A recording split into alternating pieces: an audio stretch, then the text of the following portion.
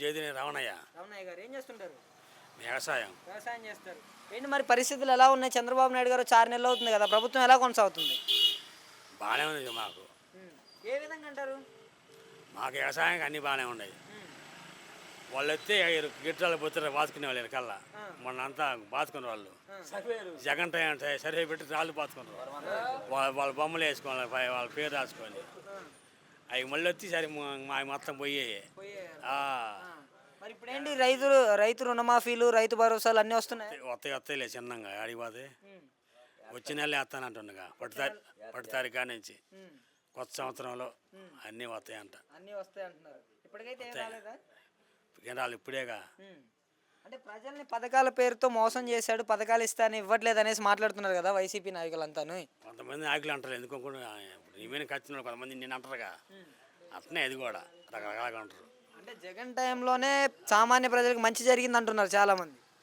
కొంతమంది దానికి ఉంటారు, తిని దానికి ఉంటారు. అంటే వాళ్ళంటే అందరూ మాకు తెలియదు. అంటే మీకు తెలిసినంత వరకు కూడా 6 నెలల్లో ఏం చేశారు చంద్రబాబు గారు వచ్చిన తర్వాత? మాకు బాగానే చేసింది, నేను చేసేది ఏమన్నా. అప్పుడు రోడ్లని సిమెంట్ రోడ్లని ఆయనే డెవలప్మెంట్ ఏం జరిగింది 6 నెలల్లో? ఏం సిమెంట్ రోడ్లు పోతారు మళ్ళీ ఈ రోడ్లు పోసే బాగా ఈ మధ్య పోదు కాపాయ ఒక రోజు ముందే పింఛన్ వస్తుంది బాగానే. అంటే మరి కరెంటు బిల్లులు ఫిరమైపోయాయి, కరెంటు బిల్లులు ఛార్జీలు మంచిగా పెంచేశాడు ఈ నాకు పెరగల 5 సార్లు పెంచేవాడు. పెరగలేదు ఏం లేదుగా. నెలలోనే 2 సార్లు పెంచాడు కరెంటు బిల్లులు అనేసి చెప్తున్నారు కదా. పెరగల ఇంకా తగ్గింది కొద్దిగా, మరి 3 మినిసారి తక్కువ వచ్చిందిగా. Gas free. అంటే జగన్మోహన్ రెడ్డికి ఈ చంద్రబాబు నాయుడు గారికి తేడా ఏంటంటారు?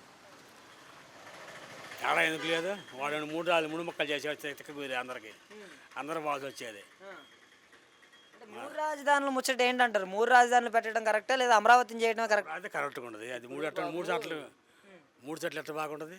అంటే ఆయన చెప్పేది ఏమంటే ఆయన ఇక్కడ కర్నూలుని చేద్దాం, వైజాగ్ని చేద్దాం, కొన్ని డెవలప్ చేద్దాం అంటున్నాడు. ఒకటి కూడా శంకుస్థాపన చేయలేదు. అక్కడ చేయలేదుగా, మరి ఏది బిగిన్ చేయలేగా. ఏం చేసింది బిగిన్ చేసిందా? ఒక ఇటుకరాయండి వేసిందా. ఈ వాలంటీర్ల పరిస్థితి ఏంటంటారు? వాలంటీర్లు తీసేయడం కరెక్ట్ అంటారా లేదా ఉంచడం కరెక్ట్ అంటారా? ఇష్టమే కరెక్ట్ కానీ ఉండదుగా, కొంతమంది ఉంటారు చిన్నంగా టైం పడుతుంది. నిధులు లేవు. ఈ పింఛన్ సంగతి ఏంటంటారు? పింఛన్లు ఎట్లా వస్తున్నాయి? పింఛన్ బాగానే అవుతుంది, ఇంటికి తెచ్చింది 4,000 6,000 ఇస్తుంది బ్రహ్మాండంగా. వచ్చేస్తుంటే అంటే చాలా మందికి కూడా పింఛన్లు ఆపేశారు ఈ ప్రభుత్వం వచ్చిన తర్వాత అనేసి చెబుతున్నారు. కొంతమంది బాగలేని ఇది చేస్తారులే, కొంత చూస్తుండ్రు.